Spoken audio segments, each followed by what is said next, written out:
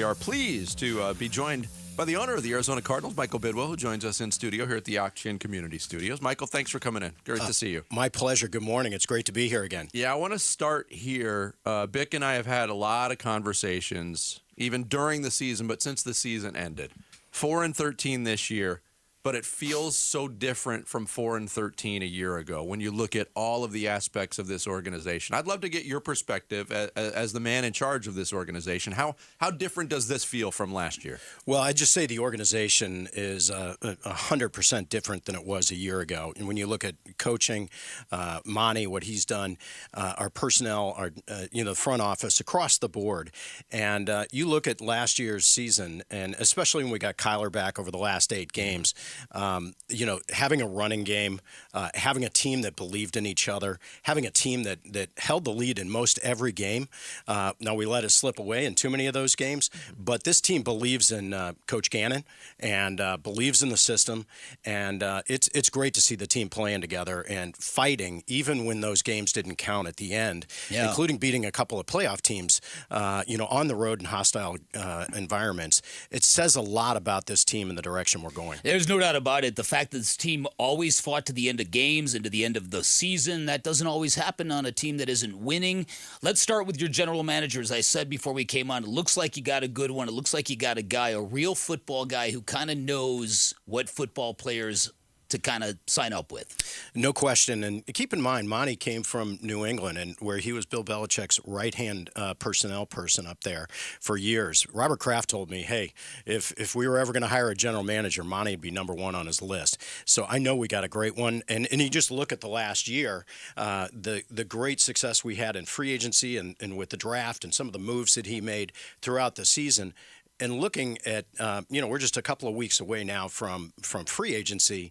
I'm super excited about, his plan going into free agency. We don't know exactly what it is because we're not sure exactly which players will be on the market, but I know we're going to be very active. We were joking off the air, and I said, well, we were a little bit disappointed that Monti didn't completely reveal his plan for us and our audience when it comes to the offseason. But with his dealings on draft day last year, first time in that role, leading an organization in a draft, and he was a wheeler and a dealer, and he set you guys up very nicely for this year. I mean, where is the confidence level? What Monti says, hey, we're going to build big time through the draft. I mean, you got to be beaming with confidence about his ability to make that happen. Absolutely. Every Cardinals fan should be, because what he did last year demonstrated he's a true pro. He absolutely handled that thing masterfully, as if he was a 10-year veteran general manager. And the amount of plates that we had spinning while we were on the clock was just remarkable. I'd never seen anything like it in my life, and I'd seen a lot of trades go down throughout my lifetime, but that was amazing. One of the things, now let's talk about Jonathan Gannon, because obviously the hiring of him created some angst. It created some draft night angst between, I guess, you and the owner in Philadelphia. Turns out to be well worth the trouble. Your assessment of Jonathan Gannon after 1 year on the job, especially with all of that stuff that kind of prefaced his entry into the NFL. I think he was already regarded as one of the bright defensive coaches in the National Football League. What he did in terms of the step up to being head coach, I mean, the key thing there is leadership. And you just look at the way this team played, going back to that. They all believe in him. All 53 men believe in what Coach Gannon is talking about and in the plan. They bought in. His staff has bought in.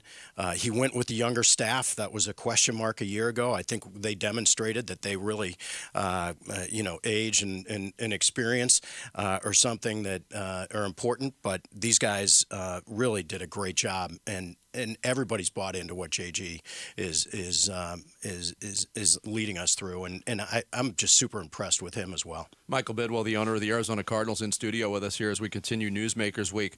About Jonathan Gannon, so much was made from his exit from Philadelphia. You guys hire him the day after the Super Bowl loss, and he became a scapegoat, for lack of a better term, in Philadelphia. And I think there's still a lot of fans that are upset with him. But that makes what happened late in the season with the Cardinals going in and beating Philadelphia on their home field late in the season, when that was a big game for them.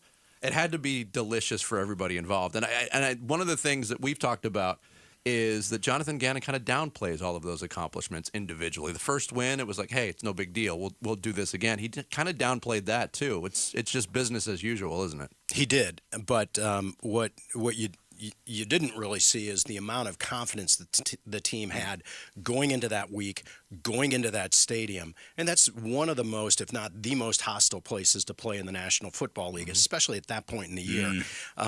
And this team was so confident going into that game. It's exciting to just reflect upon that day, because that was a huge win for us. It was a statement win, and it was really about what this organization is going forward. Yeah, you know what's funny is you only won 4 games, but each of them had their own kind of flavor, and they were all kind of very nourishing in ways that generally you wouldn't get with a 4-win team. All right, I want to ask you this: when you look at what the Diamondbacks did, Ken Kendrick, their owner, said, "Okay, prove to me that we're close, and then I'm going to spend. Then I'll really bump up the payroll." How do you feel about that? I know it's different in football because of the hard cap, but at the same time, as Monti said the other day, if you get involved in free agency, it generally means you're going to overpay. Right. Where are you at as owner of this team, given the fact that are you there now where you're ready to sink a lot of money into this? Is it all just fluid? That kind of stuff. Well, I'd go back to the extension of Kyler Murray. You know, we started spending on the foundational parts of this roster, and when you look at going into this free agency period, I don't know exactly where we're going to spend, but Monti knows he has the resources to go out there and get the job done. And so we've talked about that at length. He's going to be smart about it, but we know we're close, and we also know that there have been some changes in the NFC West, and it's time for us to really take advantage of this opportunity. You mentioned Kyler Murray. It was an interesting year for him coming back from the injury, and I think he opened the eyes of a lot of people that may have been maybe naysayers on his ability to lead an NFL franchise. What was your perspective? What did you see from Kyler Murray, this version of Kyler Murray coming back from an injury? Each year I've seen a step change in terms of his growth. And this year, you know, it was a little bit different because he was coming back from that injury. But as soon as he stepped on the field, the team rallied around him, and you saw what he did. And you look at our production on offense. You know, we went from a good running game team to, I think we were top 5 in the league after he stepped onto the field for those last 8 games. So scoring went up, the ability to control the ball. He just brought a confidence level and a leadership to the offense and to the entire team that I think was palpable. Given what this team did last year and the excitement and the optimism they sort of regenerated, is it your hope that the vibe at State Farm Stadium is going to get back to what it was during the BA era when you had a real heavy home field advantage? Now, again, there's a lot that's not in your control because the secondary market, it affects everybody. Sports teams, concert goers, everything.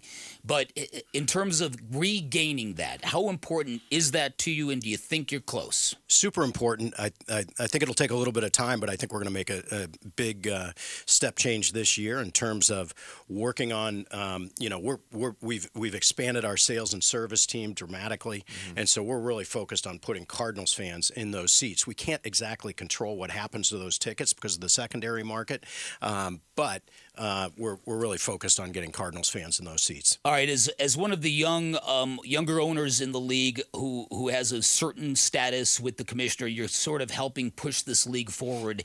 What are your thoughts on the balance between the demand for football, the money you can generate, the profits you can generate? It's all there. You can put basically any price tag. You look at the list of the most highly rated television programs, it's all football games now.